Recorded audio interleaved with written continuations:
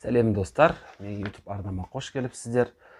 Жалпы бүгін бір өте қуанышты тақырыпта бастағым келіп отыр, позитивті тақырып. Менің арнамда 300 жазылушыға жетті. Бұл әрине біреу үшін аса мән бермейтін жағдайлар шығар, біреу үшін күнделікті жазылатын жазылушыларының қатарында шығар, мысалы бір күнде қосылатын арнасына. Алайда мен үшін бұл әрине үлкен еңбектің, үлкен төккен тердің арқасында келген жалпы жазылушылар. 300 жазылушы деген әрине белгілі белес, алайда алда бұдан да биік шыңдарды бағындырамын деген ойдамын. Сондықтан менімен бірге болғандарыңыз үшін сіздерге үлкен рахмет. Және мені қолдағандарыңызға, мені осылай менің арнама тіркелгендеріңізге сіздерге үлкен алғысым шексіз әрине. Және өздеріңіздің достарыңызбен міндетті түрде менің арнам туралы бөлісіп, арнаға лайк басып, өздеріңіздің достарыңыз шақырсаңыздар.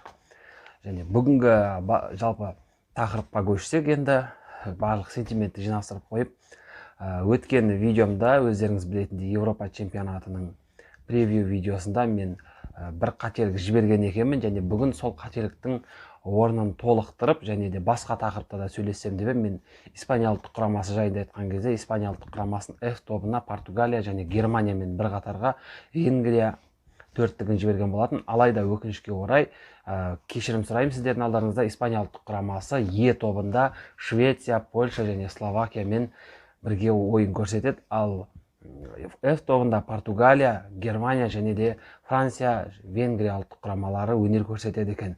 Жалпы бірінші бүгін F тобы жайында айтайын, толыққанды бүгінгі видеоны. Себебі не үшін? Себебі ең қызық топтардың бірі осы Европа чемпионатындағы сөзсіз F тобы соңғы екі әлем чемпиондары және Европа чемпиондары мен ұлттар лигасының жеңімпазы. Бұл Португалия ұлттық құрамасына және де 2016 жылғы Европа чемпионатының бас сенсацияларының бірі Венгрия ұлттық құрамасы.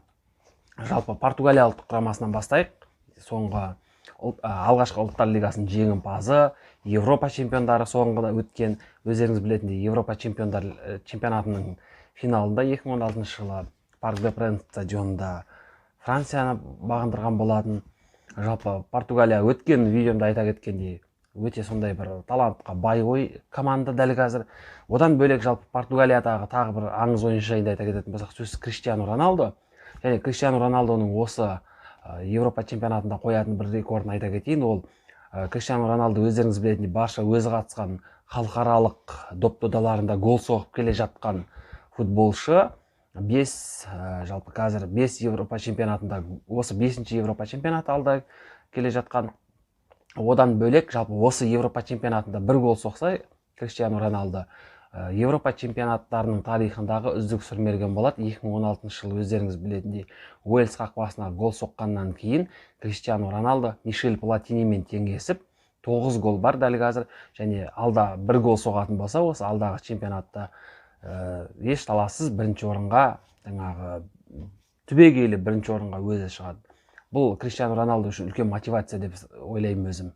Одан бөлек Германия ұлттық құрамасы жайында да өткен видеомда айта кеткен болатынмын.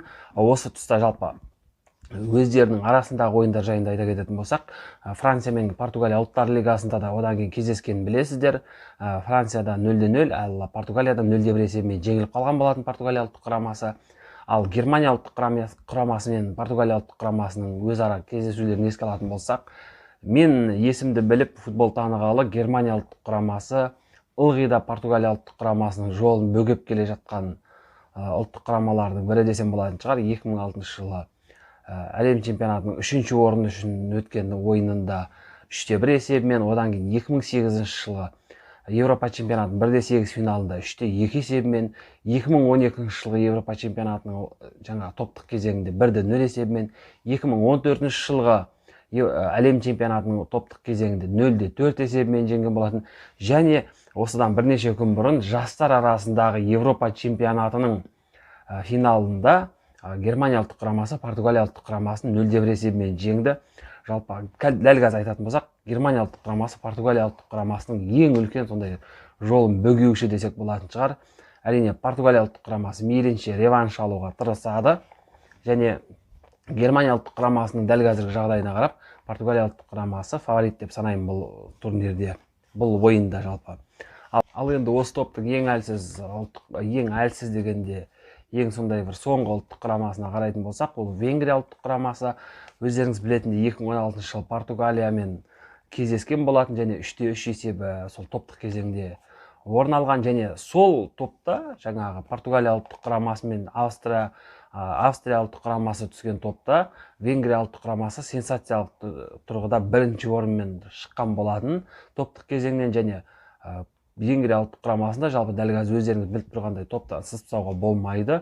Үлкен сенсация бұл жолы да болуы мүмкін.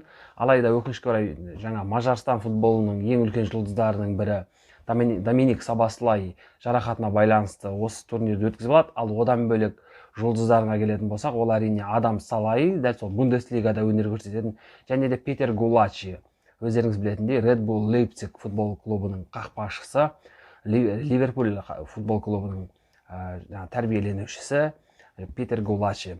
Жалпы Венгрия ұлттық құрамасы егер сенсациялық өнер көрсететін болса, жалпы ол жаңағыдай ешқандай да жаңалық болмайды деп ойлаймын. Себебі бір рет Венгрия ұлттық құрамасы өздерінің сенсация көрсетуге лайықты команда екенін 2016 жылы дәлелдеген болатын. Міне достар, бүгінгі қысқа да болса осындай сіздермен Европа чемпионатының басты жаңағы интригасы F тобы жайында сөйлескен болатынмын. Егер видео ұнаса арнаға тіркеліп лайк басып, және де тағы да өздеріңіздің комментарияға қай ұлттық құрамаға жанкүйер болатындарыңызды немесе қай ұлттық құраманы фаворит санайтындарыңызды комментарияға жазып кетсеңіздер болады. Сіздермен бірге болған мен Батиньо KZ арнасы.